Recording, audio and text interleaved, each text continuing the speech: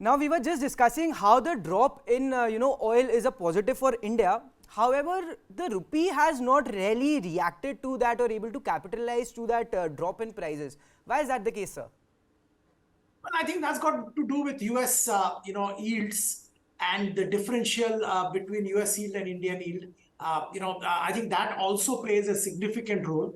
That's, I think, the biggest contributor to rupee not adjusting to this oil price slide. The other factor I would say is that the sluggishness in the exports going out of India, and we have been seeing the data. I think the potential and the expectation of exports picking up is definitely building up. But as things stand today, with kind of slowdown in at least in Europe, and not a gung-ho growth scenario in US, I think Indian export is a bit subdued. So I think these two things are kind of contributing to the rupee not moving in tandem with oil price fall. Good morning, sir. We named a few sectors that will be positively affected, whether it's aviation, whether it is tile manufacturing, paints, or downstream oil companies. Is there any sector, according to you, which would be more attractive right now to investors than the others amongst these? Well, I think one sector, Amit, you also did mention is this, this IOCL, BPCL, HCL, which definitely start directly benefiting. And I think the margin accretion, the incremental margin which these companies are accruing on a daily basis is quite a handsome figure. So these are the ones which one needs to look at on an immediate basis. Most other sectors like paints and all, there is a lead lag, so the benefit will come with a lag. So the benefit probably will flow into the next quarter. I'm not sure whether immediately they'll start benefiting, because normally they have inventory, and these derivative prices come down with a lag. But I must warn the investors about one thing very clearly, that this is an election season, and IOCL, BPCL, HPCL, while they are enjoying the margin, there definitely will be a pressure at some stage for reduction in domestic oil and oil derivative prices as well. And the fancy margin or incremental margin which these companies are enjoying today because the global oil prices coming down may disappear very soon. So this is a tactical trade. This is not a fundamental trade which I'm talking about.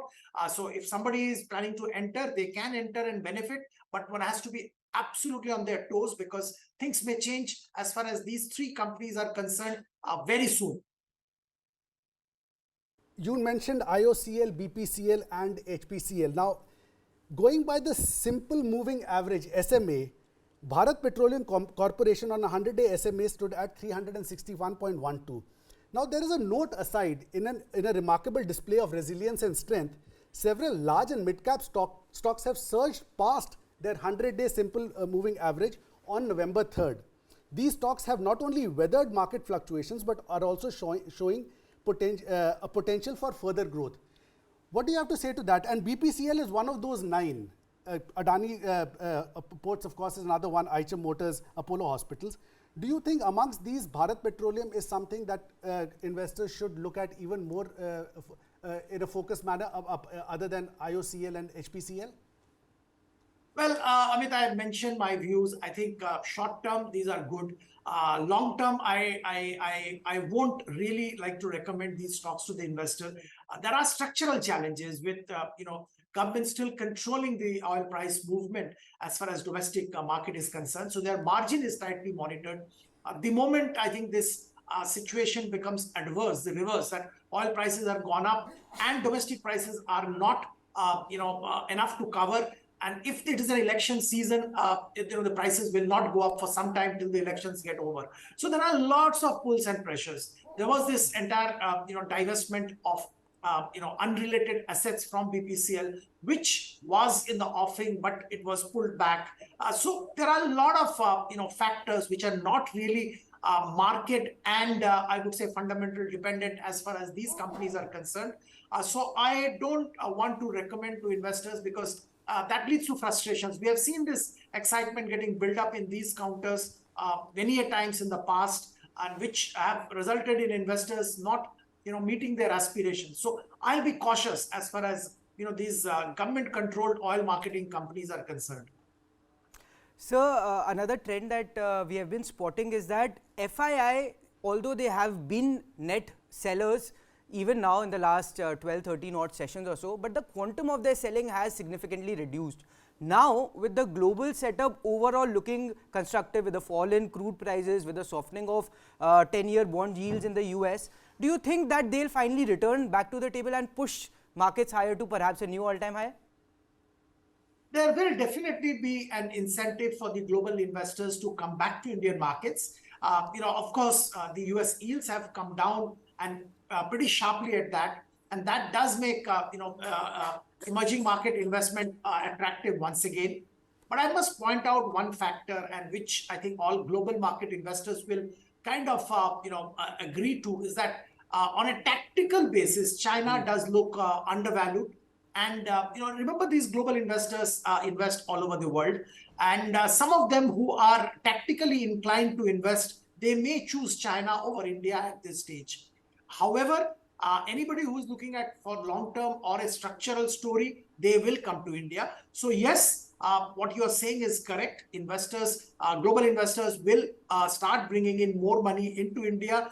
And that, intense selling which we have been seeing has petered off. And probably it will turn into positive very soon.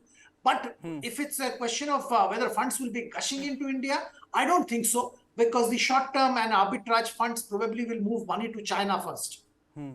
So, taking cues from that, I mean, I understand that in the short term, perhaps the money will flow into China because they are looking undervalued. But compared to other emerging markets, how is India placed, sir? Number 2, perhaps? India definitely is on everybody's radar, let's put it this way. And, we've been talking about India for a very long time, but I think it's for real now. Everybody is talking about India, and very clearly the geopolitical situation has benefited India in a big way. Some of the structural reforms which we have carried out over the last, I would say 20 years have also started yielding fruits.